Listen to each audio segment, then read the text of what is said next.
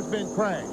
The 51 car has hit the pace car, and there is the safety car over there on the apron. That's Joe Cooksey in the 51 car. And there's the Pontiac Grand Prix safety car, the official car, as they are. And Joe Cooksey has climbed out. There's Buster Alton getting out of the car. That's good. Buster's moving around. Was Buster driving the car? I would think so. He normally is the pace car driver. The pace car was actually sitting in turn 3 waiting for the field. They had told the leader the pace car would pick up the leader in turn 3.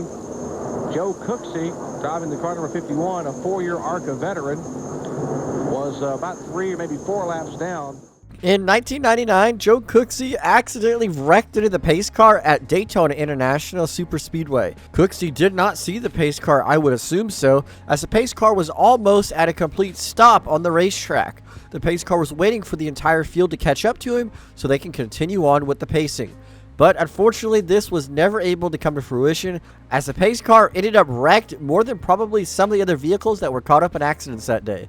They had to tow the pace car up the track and bring a whole new one out just to finish the race. Back live at Detroit, and the race has stopped before it even really got started. The pace car spun and hit the wall, exiting the pit lane off of that hump that comes off onto the racetrack. You see the safety team is there with the pace car and its occupants. They're going to try and motion the field around, although I think most of the drivers have shut the engines off by now. Watch this. Just bizarre. It's like he wasn't expecting to see the two-seater there. And that is one of the fastest sections of the racetrack for a race car at speed. Just accelerating and hit something? Yeah, I think he just got on the gas, unfortunately, and the back end came around because the back end gets light going over that hump. So, Oriol Serbia is the pace car driver. There you see the passenger and the pace car driver coming out. That is not Oriol. In 2018, the IndyCar race actually got delayed because of an accident, and it wasn't for an accident you were probably thinking of. The pace car had crashed into the barrier and was destroyed. It had to be fully repaired, and they weren't even able to use it for the rest of that race. Coming around one of the corners, there was a two-seater right in front of them, basically a ride-along vehicle, and it was kind of slow. I would assume the pace car saw it, panicked, and spun out into the wall, making extremely hard contact. I would love to know what the drivers thought as they were coming around the corner, expecting to continue their pacing, to see the pace car destroyed. It's going to be a tough break for this team. Speaking to Tys, he said you really needed a podium finish to make it to the next race. You're a little low on budget. How is this going to affect things? Well, I'm not 100% sure at this point. We have to get back and see where we're going. Things are heading in the right direction for the team. We started third today. We had a really good car. There were points in the race, so we were the fastest car on the racetrack, even after we went in for a while earlier and repaired the car. So we're happy with our performance. We just need to find a sponsor and so we get the next race. And things have changed now, and we're going to have to see who has the best. Now let's take a look. Here's the pace car coming out, and right in front of him is where the Carlson crash is. He collects a race car. I don't know who's driving the pace car tonight. So wow. Tice Carlson and the pace car make contact. No matter where you are when you're watching a race, you never expect a vehicle to run into the pace car, especially a racing vehicle. But this happened at Texas Motor Speedway one year when Carlson accidentally swerved into the pace car, who was merging back up onto the racetrack to get in front of the field. I don't understand how neither one of the two drivers understood while the other one was on the racetrack, but unfortunately this costed him the race, and it probably costed the pace car driver's entire career at driving pace cars. He was probably never able to do that ever again. Car onto the track, and he picks up the wrong car. He picks up Arjen van der Zwaan as the leader, and Corrosa goes on. Realizing their mistake, the safety car slows down to a dead halt and waves the whole field by. Paul Hogarth rounds the bend to find the safety car in front of him.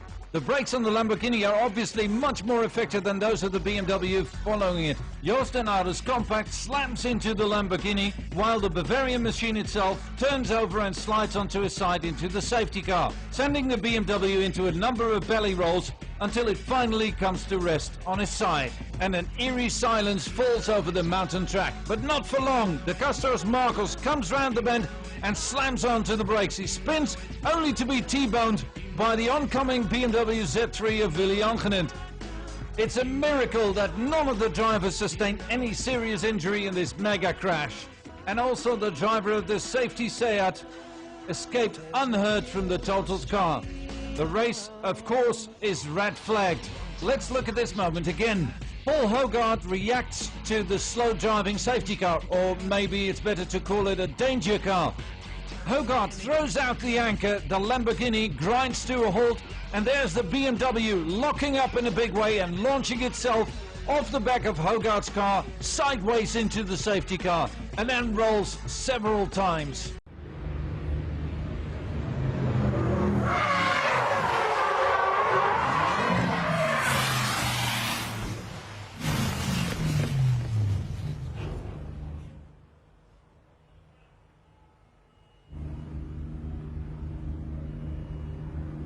And the safety truck getting the debris off of the track, actually involved in a little bit of an incident. The 95 hits the safety truck.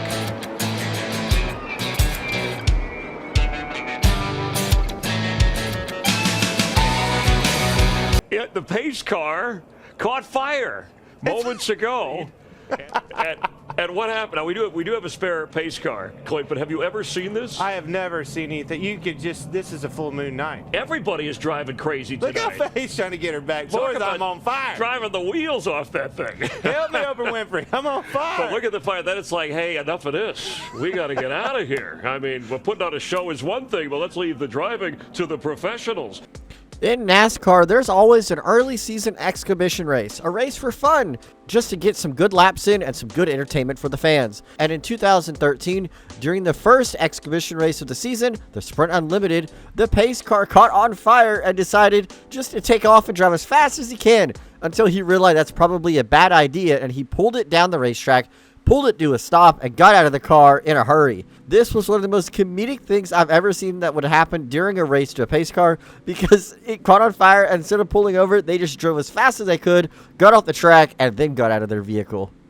It's just one of those unfortunate things when two people can't fit in the same pits. Here's Fittipaldi coming back into the pits, and he's rolling through with damage on one side of the car, and Rick Mears had a problem with one of the pace cars. Ran into the tire barrier. So a race that has gone so smoothly suddenly is in total disarray. Well, Toyota pace car is definitely out. And the situation on that pace car took the corner a little wide, it looked like, and Rick went with him. In a bizarre turn of events, legend driver Rick Mears follows the pace car off course, but he was able to keep it out of the tire barriers and out of the wall. Unfortunately, this safety car was not able to do so, as it would slam hard into the tire barriers under caution when trying to pace the field around the racetrack. Like I said earlier, I bet it's so funny when you're driving around and you're a professional driver just to see the pace car crash on the other side of the racetrack in disarray. This was hilarious to watch. Thankfully, everybody was okay, and I bet a lot of these drivers look back on this moment and have a good laugh. Stenhouse Jr. doing a little bit of work on that 17 when he got into the tire barriers. And we've been talking about the race car drivers having trouble with this track. How about the pace car driver? So we are going to assume this is Brett Bodine just because it's fun. And he's normally the pace car driver. But, yeah, I hadn't seen that very often. Brett out there digging, trying to make something happen. And I'm pretty sure it's because the king won't come off the track. Richard Petty has stayed out on the track again. And I think he was supposed, it was an honorary position, but I think he's taking this seriously now. He wants to stay out there and run with these guys. Rick, you going to tell him to come off? I'm not going to tell him to come off. I didn't think so. It's good to be the king. It's good to be the king. Oh, you can't black flag the 43. The king is having fun. And, yep, sure enough, they did. They gave the king the black flag. I'm not so sure the communication is getting to Richard Petty right now as far as him coming off. I think he's following the pace car, thinking he just needs to follow the pace car. During the Las Vegas race in the NASCAR Xfinity Series, Kyle Weatherman would spin his car out and wreck it. He would effectively park at the bottom of the racetrack, and instead of trying to move his car out of the way, he put the window net down, took his steering wheel off, and was going to get out of his race car. But he actually was blocking in the pace car, who was unable to get back out of the racetrack and pace the field. So it was probably very chaotic to try to keep everybody in order with the pace car not be able to pull back out on the racetrack. Rain moved in. We lost the track. Air Titans were out, but check this out. This happened just a little while ago. That is probably a penalty right there. But the Air Titans and the track dryers are still out there efforting to get this track dry. And when they do, duel number 2 will get underway. Well, this is not the winner. I've never been wrecked by a wrecker. Natalie Decker they're trying to push Natalie Decker off the track after being involved in an incident, and then pushed her onto it. I think she wanted to turn on the pit road, and the record driver didn't realize that, and she was trying to hit the brakes, and he was on the gas. He was on the gas. This may not be a pace car or a safety car, but I had to add this in here. It was just so funny to watch Natalie Decker get wrecked by a tow truck.